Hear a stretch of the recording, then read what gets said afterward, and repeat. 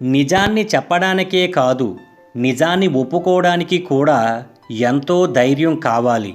గుర్తుపెట్టుకోండి మిత్రమా. మూర్ఖులు సుఖం ఎక్కడో ఉందని ఎదురు చూస్తుంటారు, కానీ వివేకవంతులు తమ దగ్గరున్న దానితో ఆనందంగా జీవిస్తారు.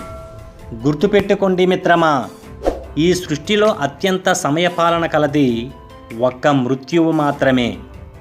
ఎవరెలా ఉన్నా ఏమైపోయినా తాను సమయానికి వచ్చి తనకు కావలసిన దాన్ని తీసుకుపోతుంది.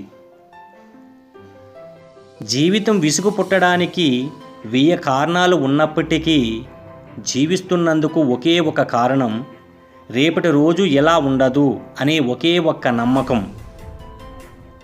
ధనంతో చేసేది మాత్రమే సహాయం కాదు, మంచి మనసుతో చెప్పే 4 మంచి మాటలు కూడా ఎదుటి వాళ్ళ జీవితంలో వెలుగులు నింపుతాయి.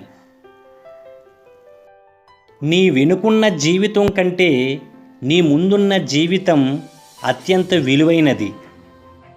నీ ఆర్థిక విషయాల గురించి ఇతరులతో ఎప్పుడూ చర్చించొద్దు.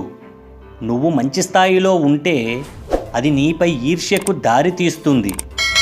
పరిస్థితి బాగోలేకపోతే వాళ్ళ దృష్టిలో చులకనయ్యే అవకాశం ఉంటుంది. ఎవరైనా ఒక్కసారి మనల్ని మోసం చేస్తే అది వాళ్ళ గొప్పతనం. రెండోసారి కూడా మోసపోతే అది మన చేతకానితనం. ఆలోచించండి మిత్రమా.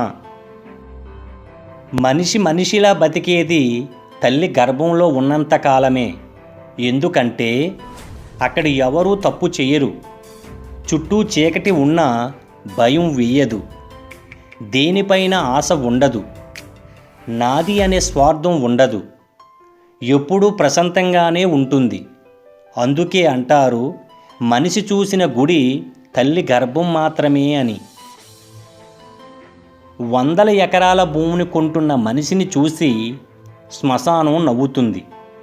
చివరికి నువ్వు కలిసేది నాలోనేనని, నీకు కావలసింది 6 అడుగులేనని. గెలుపు అంటే ఆశించిన దాన్ని సాధించడం కాదు, సాధించాలనే దాన్ని ఆశించడం. గుర్తుపెట్టుకోండి మిత్రమా. మంచి వాళ్ళను పొగిడితే ఇంకా మంచివాళ్ళు అవుతారు. చెడ్డవాళ్ళను పొగిడితే ఇంకా చెడ్డవాళ్ళు అవుతారు. గుర్తుపెట్టుకోండి మిత్రమా. ప్రశంసలకు అతిగా పొంగిపోతున్నావంటే విమర్శలు నిన్ను అంత తీవ్రంగా బాధ పెట్టగలవని అర్థం. ఆలోచించండి మిత్రమా. సోదరులు చెట్టు కొమ్మల వంటి వారు. వేరువేరు దిశల్లో పెరిగినా వారి మూలాలు మాత్రం ఒకటిగా ఉంటాయి. Please subscribe, share, comment, watching. Thank you for support.